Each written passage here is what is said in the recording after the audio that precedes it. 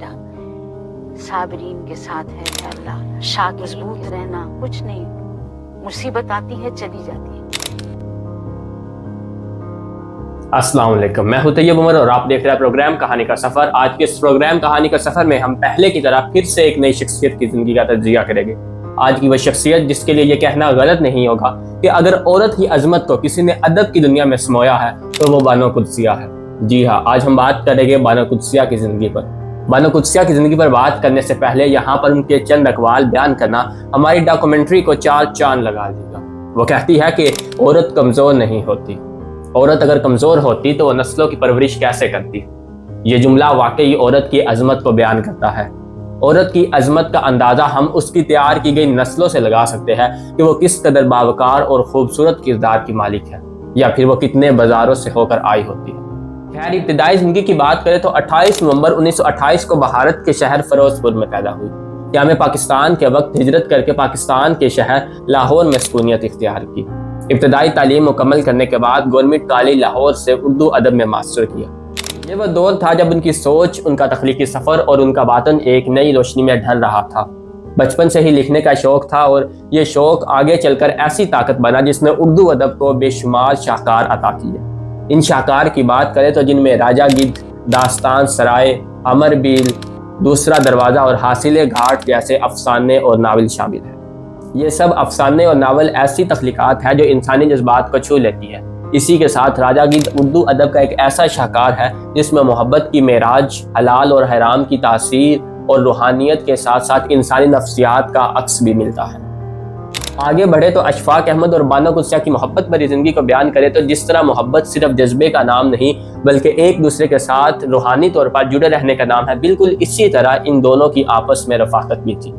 یہ نہ صرف شادی شدہ زندگی میں ایک دوسرے کی تکمیل تھے بلکہ ادبی اور فکری دنیا میں بھی بالکل ایک دوسرے جیسے ہی تھے۔ اشفاق احمد کی تحریروں میں جو گہرائی ہمیں دیکھنے کو ملتی تھی وہ بانو قدسیہ کے افسانوں اور ناول میں محبت کے رنگ میں گھل کر ہمارے سامنے آتی تھی۔ یہ دونوں ایک دوسرے کے ہم خیال تھے اور ان کی محبت نے کئی دلوں کو روشن کیا۔ بانو قدسیہ صرف ایک مصنفہ یا ادیبیہ ہی نہیں تھی بلکہ صوفیانہ خیالات رکھنے والی خاتون بھی تھی۔ وہ جانتی تھی کہ محبت صرف الفاظ تک ہی محدود نہیں ہوتی بلکہ محبت کا دوسرا نام قربانی اور صبر ہے۔ ان کے مطابق محبت میں سب سے بڑی چیز قربانی دینا ہے اور قربانی کے بغیر محبت ادھوری ہے۔ وہ کہتی تھی کہ انسان اگر اپنے اندر کی دنیا کو سنوار لے تو باہر کی دنیا خود بخود سنور جاتی ہے۔ یہاں پروگرام کے دوران میں بانو قدسیہ کی زندگی کا ایک ایسا واقعہ آپ تک پہنچاؤں گا جس میں محبت میں دی گئی قربانی کو ہم محسوس کر سکتے ہیں۔ قصہ کچھ یوں ہے کہ اشفاق صاحب کو ایک دفعہ مالی مشکلات کا سامنا کرنا پڑا تو بانو قدسیہ نے اپنے قیمتی زیورات بیچ کر ان کی مدد کی۔ جب کسی نے پوچھا کہ آپ نے اپنے اتنے قیمتی زیورات کیوں قربان کر دیے تو بانو قدسیہ نے مسکرا کر کہا کہ اگر رشتہ محبت پر قائم ہو تو دنیا میں کوئی بھی چیز محبت کے آگے قیمتی نہیں ہوتی۔ زیورات تو دوبارہ آ جائیں گے لیکن اگر کسی شخص کا ساتھ اور بھروسہ ایک دفعہ کھو دیا جائے تو وہ دوبارہ کبھی نہیں مل سکتا۔ یہ واقعہ ان کے مضبوط رشتے اور بے حد محبت کی ایک مثال ہے۔ وہ اکثر کہا کرتی تھی کہ محبت صرف لینے کا نام نہیں بلکہ قربانی دینے کا دوسرا نام بھی محبت ہی ہے۔ یہی فلسفہ ان کی تحریروں میں ہمیں دیکھنے کو ملتا تھا، جہاں انہوں نے بار بار دکھایا کہ محبت صرف لفظوں کا کھیل نہیں بلکہ عمل کا امتحان ہے۔ 4 فروری 2017 کو اردو ادب کے آسمان کا ایک اور ستارہ بجھ گیا۔ بانو قدسیہ تو اس دنیا سے چلی گئی لیکن ان کے الفاظ آج بھی ہمارے درمیان زندہ ہیں۔ ان کی کہانیاں ہمیں سکھاتی ہے کہ محبت صرف ایک جذبہ نہیں بلکہ قربانی دینے کا دوسرا نام بھی ہے۔ بانو قدسیہ کی زندگی ہمارے معاشرے کی خواتین کے لیے ایک روشن مثال ہے۔ انہوں نے ثابت کیا کہ عورت کی اصل طاقت اس کی سوچ اور اس کی برداشت میں ہے، نہ کہ ظاہری چمک دھمک میں۔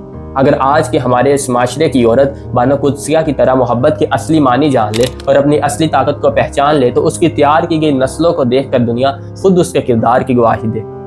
پروگرام کے آخر میں ڈاکٹر عفان کے ان چند جملوں کو شامل کرنا چاہوں گا جس میں وہ کہتے ہیں کہ عورت کی اسکل کو بیچو نہ کہ عورت کو۔ یہ لائنیں پروگرام میں بیان کرنا اس لیے ضروری تھی کہ آج کے اس دور میں عورت کچھ ایسے غلط ہاتھوں لگ چکی ہے جس کی نمائش کر کے وہ خود کو محبت کا دعوے دار کہلواتے ہیں۔ حقیقت میں محبت کے دعوے دار کیسے ہوتے ہیں وہ ہم اشفاق احمد اور بانو قدسیہ کی زندگی سے جان سکتے ہیں۔ ہمیں اس چیز کو سوچنا ہوگا کہ عورت کی نمائش کو نہیں بلکہ اس کی سوچ اور اس کے علم کو پروموٹ کرنا ہوگا تاکہ وہ ایسی نسلوں کو پرورش دے جس کو دیکھ کر دنیا والے خود اس کے کردار کی گواہی دیں۔ آج کا ساتھ ہمارا یہی تک تھا۔ اپنے ہوسٹ طیب عمر کو دے اجازت، پھر ملاقات ہوگی ایک نئی شخصیت کے ساتھ پروگرام کہانی کا سفر میں۔ تب تک کے لیے خدا حافظ۔